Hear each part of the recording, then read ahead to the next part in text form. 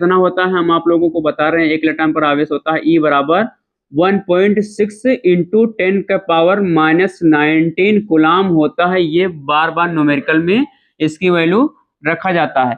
दूसरा फार्मूला है वैद्युत बल का फार्मूला, वैद्युत आकर्षण या प्रतिकर्षण बल का फार्मूला, इसे कूलाम के नियम का फार्मूला भी कहते हैं। तो ये है F बराबर 1/4 pi epsilon not Q1 Q2 बटे में R स्क्वायर। यहाँ पर एप्सिलॉन नॉट को एप्सिलॉन जीरो भी कह सकते हो। तो 1/4 पाई एप्सिलॉन नॉट एक प्रकार का नियतांक है, इसका मान हमेशा होता है कितना, 1/4 पाई एप्सिलॉन नॉट बराबर होता है 9 इंटू 10 के पावर 9 होता है। ये न्यूमेरिकल में रखा जाता है, बार बार इसकी वैल्यू न्यूमेरिकल में रखते हैं। तीसरा फार्मूला है एप्सिलॉन बराबर एप्सिलॉन के। तो एप्सिलॉन यहाँ पर है परावैद्युत माध्यम की वैद्युतशीलता, और ये एप्सिलॉन नॉट क्या है, निर्वात की वैद्युतशीलता, और के है उस परावैद्युत माध्यम का परावैद्युतांक है।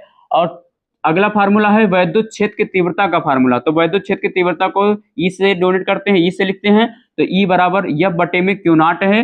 तो एफ क्या, एफ है यहाँ पर वैद्युत बल, और क्यू नॉट है धन परीक्षण आवेश।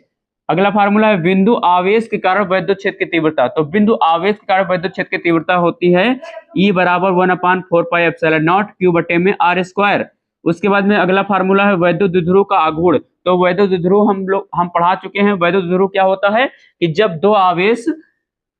जब दो बराबर परंतु विपरीत आवेश एक दूसरे से अल्प दूरी या 2l दूरी पर स्थित होते हैं, तो उस निकाय को, उस संरचना को वैद्युत द्विध्रुव कहते हैं। और द्विध्रुव आघूर्ण क्या होता है कि इनमें से एक आवेश और ये अल्प दूरी के गुणनफल को द्विध्रुव आघूर्ण कहते हैं।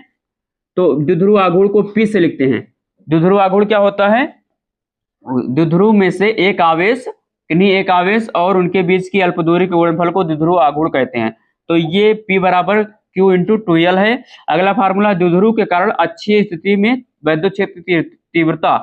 तो अच्छी स्थिति में क्या, जिसे ये द्विध्रुव है, तो यहाँ पर अगर यहाँ पर ज्ञात करें तीव्रता, या फिर इसके अक्ष पर यहाँ पर ज्ञात करें, तो ये अच्छी स्थिति की तीव्रता है।